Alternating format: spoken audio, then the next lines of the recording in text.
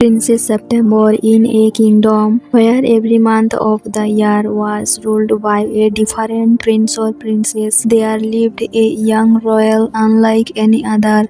Her name was Princess September, and she ruled the ninth month with a heart full of wonder, courage, and dreams that reached far beyond the golden towers of her father's palace. September was the youngest of 12 sisters, each named after a month. The older princes, January, February, March, and so on, were known for their charms, wisdom, or strength, but September was different. While her sisters were dazzling jewels and sat upon velvet thrones, September would often slip away from the royal court to wander among the apple orchards, chase butterflies, and listen to the songs of the wind. Her beauty was not of gold or grandeur. She had hair like the changing leaves, chestnut brown with hints of copper, and eyes like autumn skies, sometimes bright, sometimes cloudy, always deep. Preferred simple gowns of forest green or twilight blue.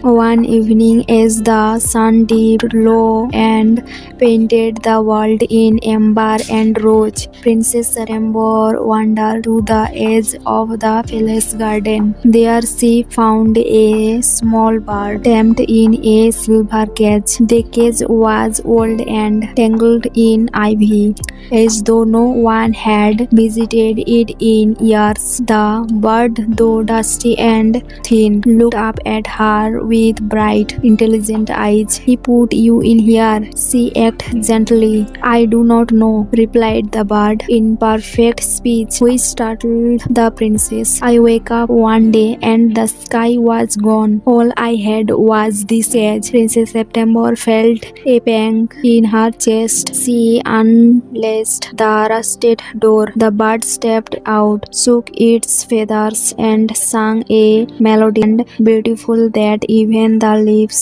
stopped rustling to listen. "Thank you," said the bird, bowing low. "You have freed more than just my wings. Stay with me," said September. "Sing to me, and I will make you my friend."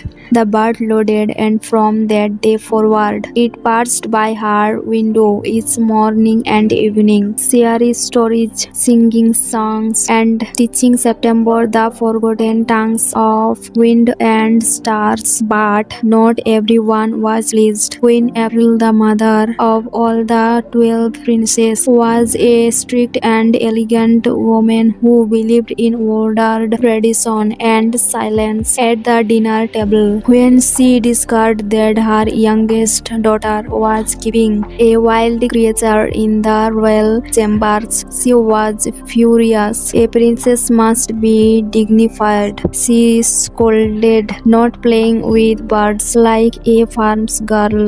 But September would not give up her friend. "This bird sings better than any music played in your court," she said. "His songs make the flowers bloom faster and the moon shine brighter."